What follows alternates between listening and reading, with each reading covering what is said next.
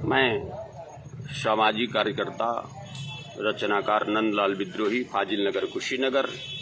साथियों, आज होली का त्यौहार पूरे हर्षोल्लास के साथ मनाया गया और होली हमने भी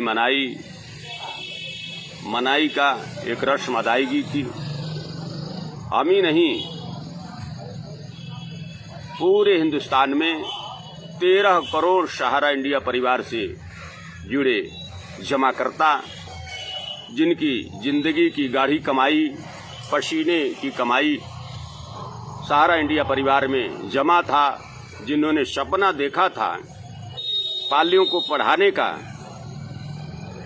बेटियों के हाथ पीले करने का, और सपना देखा था एक अपना आशियाना बनाने का, एक छत के नीचे रहने का, और एक अंतिम सपना भी देखा था कि जब हम बूढ़े हो जाएंगे तो ये सहारा इंडिया परिवार हमारी बुढ़ौती की लाठी बनेगा। वो लाठी भी नहीं बच पाई। मैं नंदलाल विद्रोही, सामाजिक कार्यकर्ता, फाजिल नगर, कुशीनगर, देश के यशस्वी प्रधानमंत्री नरेंद्र भाई मोदी जी से अपील कर रहा हूं। लोग कहते हैं कि मोदी है तो मुमकिन है। क्या यह मुमकिन नहीं है कि हमारा पैसा, जो मेहनत का पैसा था, पसीने का पैसा था, हमने जमा किया था और सपना देखा था, क्या मुमकिन नहीं है कि वो मेरा पैसा, हमारा पैसा वापस हो जाए? आपके सरकार में रहते हुए अगर ऐसा नहीं होता है तो लोग सपना नहीं देखेंगे। सपना देखना जिस दिन छोड़ देंगे आदमी, तो समझ ले विद्रोही नहीं रहा वो आदमी। आदमी रहेगा तो सपना देखेगा। आज हमारे सपनों को पर लग सकते हैं। हमारी होली 13 करोड़ सहारा जमाकर्ताओं की होली तब होगी जब उनका भुगतान शुरू हो जाएगा। वो अपना पैसा अपने तरीके से खर्च करने का उनको सुख मिलेगा। मैं नंदलाल विद्रोही, माननीय न्यायमूर्ति सर्वोच्च न्यायालय, जो न्याय का अंतिम न्यायालय है, लोग कहते हैं देर है लेकिन अंधेर नहीं है, लेकिन न्यायमूर्ति साहब, मुख्य न्यायाधीश, मैं आपसे अपील करता हूं, अब बहुत देर हो चुकी है। हजारों लोग मर चुके हैं, काल के गाल में समा चुके हैं। उनको तो आपका कानून नहीं जिंदा कर सकता है, लेकिन जो जिंदा हैं, चूंकि आप न्यायमूर्ति हैं, तो निश्चित रूप में हमारे जीते जी अगर न्याय मिल जाता है 13 करोड़ लोगों को, तब तो यह न्याय की जीत होगी। वरना मरने के बाद न्याय मिलना न्याय संगत कतई नहीं कहा जा सकता है। न्याय जीते जी मिले, न्याय समय से मिले। समय से अगर न्याय नहीं मिलता है तो अन्याय के समान हो जाता है। ये मेरा मानना है। मैं न्यायमूर्ति साहब से, जो भी बेंच बैठी हुई है दिल्ली में, मैं सबसे अनुरोध करता हूं कि अब हम लोगों के पास जहर खाने का भी पैसा नहीं बचा हुआ है।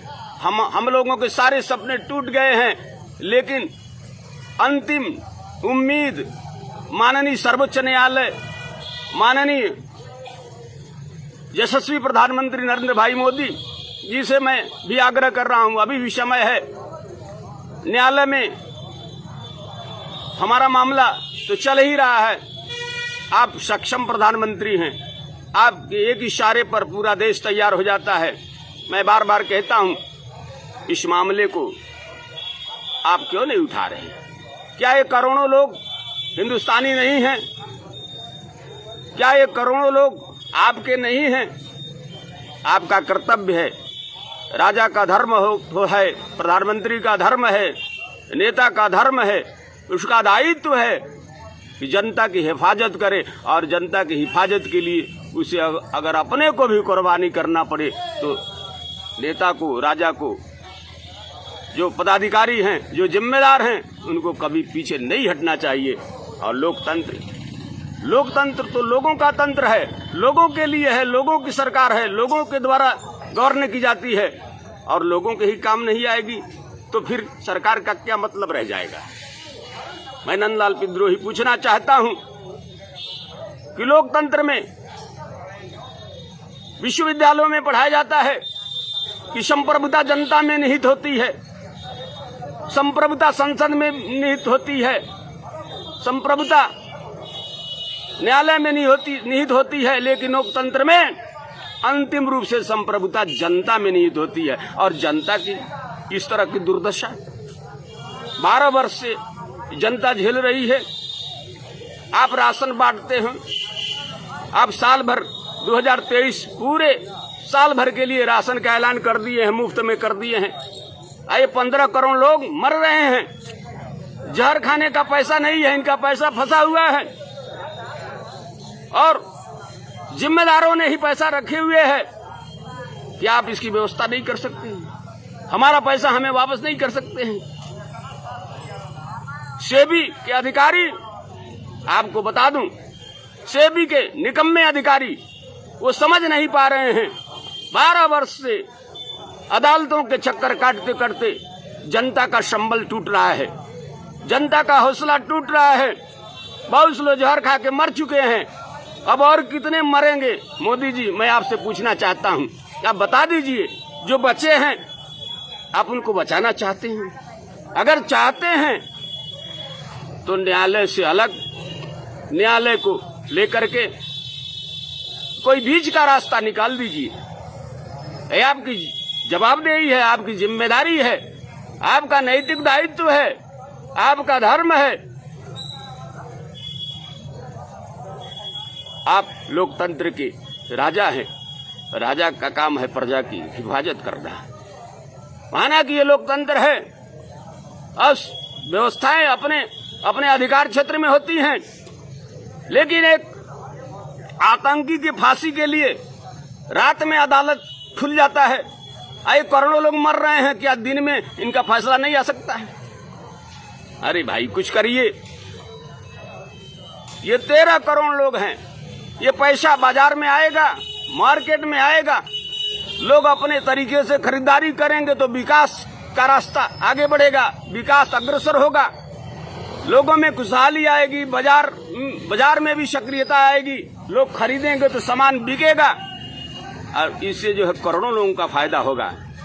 मैं माननीय प्रधानमंत्री जी, न्यायमूर्ति सर्वोच्च न्यायालय चंद्रचूड़ साहब से, जो कि न्याय के सबसे सर्वोच्च अधिकारी हैं, न्यायमूर्ति हैं, भगवान का रूप होता है न्यायालय, पंच परमेश्वर कहा गया है, तो पंच परमेश्वर वाला फैसला हो जाए वो भी ठीक है, न्यायालय करे वो भी ठीक है, लेकिन तारीखों में 12 वर्ष से लगातार तारीखें मिल रही हैं और तारीख से ये देश नहीं चलेगा। जिंदा लोगों पर लोग जिंदा रहेंगे, हम जिंदा रहेंगे तभी आप हमारे पर हुकूमत करेंगे। आपको सोचना पड़ेगा, अब वक्त नहीं है। लोगों का धैर्य धराशायी हो रहा है, सपने टूट रहे हैं, अपने रूठ रहे हैं, दवा के अभाव में लोग मर रहे हैं। पैसा मिल जाता, उनका क्या गुनाह है? आप बता दीजिए। जहां तक सुब्रत राय की बात है, उस व्यक्ति ने छोटी सी पूंजी में पूरे हिंदुस्तान ही नहीं पूरी दुनिया में साम्राज्य कायम किया, लोगों को रोजी रोटी दिया, लाखों नौजवानों को रोजगार दिया। यही उसने गुनाह किया। आपके अधिकारी, ये सेबी के निकम्मे अधिकारी समझ नहीं पाए, न जाने किससे बदला लेना चाह रहे हैं। सुब्रत राय का क्या आप करेंगे आप जानिए, लेकिन करोड़ों लोगों को कष्ट देना यही लोकतंत्र है। लोगों की समस्या का समाधान न हो, लोगों का कानून से विश्वास उठ जाए, लोगों का संविधान से विश्वास उठ जाए, तो फिर लोगों को सोचना पड़ेगा। आप जहां तक चुनाव की बात है, आप मुफ्त में राशन दे रहे हैं, अच्छी बात है, लेकिन हमारा पैसा मिल जाए, इसके लिए आपको प्रयास करना चाहिए। करोड़ों लोग हैं, केवल वोट की राजनीति करना बंद करिए। अगर करना ही है तो 13 करोड़ हम लोग का भुगतान देना है, आपको अपने घर से नहीं देना है, हमारा ही पैसा हमें वापस करना है। आखिर ऐसा क्यों हो रहा है? ये हमारे साथ अन्याय कब तक होता रहेगा? जान लीजिए, हमारी बात को नोट कर लीजिए। अन्याय बहुत बढ़ेगा, लोगों का विश्वास टूटेगा, तो फिर विश्वास की बहाली करना आपके बस की बात नहीं होगी, कानून के बस की बात नहीं होगी। लोग हैं, लोग से देश बनता है। अगर लोग हैं तभी हमारा हिंदुस्तान है। हम हैं तो कानून है, हम हैं तो संविधान है। हम ही नहीं रहेंगे तो न कोई कानून को मानेगा, न कोई संविधान को मानेगा, और हुकूमत आप किस पर करेंगे। मैं नंदलाल विद्रोही सामाजिक कार्यकर्ता आपसे पुनः निवेदन करता हूं, जो भी जिम्मेदार लोग हैं, पूरा हिंदुस्तान, चाहे वो पक्ष हो चाहे विपक्ष हो, ये 13 करोड़ सहारा जमाकर्ताओं का पैसा वापस होना चाहिए। ये पूरा हिंदुस्तान पूछ रहा है। इनकी निगाहें आप पर हैं, आप अपनी जिम्मेदारी से मुकर नहीं सकते। ये 13 करोड़ लोग जिस दिन सड़क पर आ जाएंगे तब क्या होगा, आपने सोचा है? 13 करोड़ लोग ठान दें तो आपकी जो है ताजपोशी कर सकते हैं। 13 करोड़ ठान लें, संकल्प कर लें तो आपकी ताजपोशी कर सकते हैं। 13 करोड़ अगर ठान लें तो 13 भी सरकार की कर सकते हैं। वो जनता में ताकत होती है। मैं आपसे कहना चाहता हूं, जितना शीघ्र हो सके सहारा का भुगतान सुनिश्चित हो। लाखों लोग सड़क पर आ गए, बेरोजगार हो गए, उनको काम मिले, लोगों को अपना पैसा वापस हो। इन्हीं सब शब्दों के साथ मैं नंदलाल विद्रोही, फाजिल नगर, मैं चूंकि रचनाकार हूं, साहित्यकार हूं, मैं 4 लाइन माननीय मोदी जी को दे रहा हूं। आप उसे जरूर सुनेंगे और गुनेंगे। कौन किसके काम आएगा, कौन किसके काम आएगा, ये बात विद्रोही वक्त बतलाएगा। अब कुछ काम कर लो ऐसा यारों, जो जाने के बाद जमाने को याद आएगा। तो ये अगर यह काम आप कर दिए 13 करोड़ लोग, तो यह लोग आपकी एक इशारे पर जो है पूरा हिंदुस्तान, ये 13 करोड़ लोग जो है, 13 करोड़ लोग, आप सोच लीजिए कितनी बड़ी ताकत है। और ये ताकत आप जैसा भी कहेंगे वैसा करने के लिए हम तैयार हैं, बशर्ते हम लोगों का भुगतान दिलवा दीजिए। 13 करोड़ लोगों, ये अपने ही आपके अपने हैं। आप लोग कहते हैं कि राजनीति जो है जनता के लिए है, जनता के लिए राजनीति की जाती है। राजनीति का अपना धर्म है, वो जनता के लिए है। राजनीति का कर्म है, वो भी जनता के लिए। राजनीति का मतलब जनता मालिक है और जनता सब कुछ है। जो कुछ होगा, संविधान चाहे कानून चाहे जो कुछ भी बना हुआ है, सब जनता के लिए बना हुआ है। और जनता की खुशहाली के लिए आपको हर कदम उठाना पड़ेगा। इन्हीं शब्दों के साथ जय हिंद, जय भारत, जय महात्मा गांधी।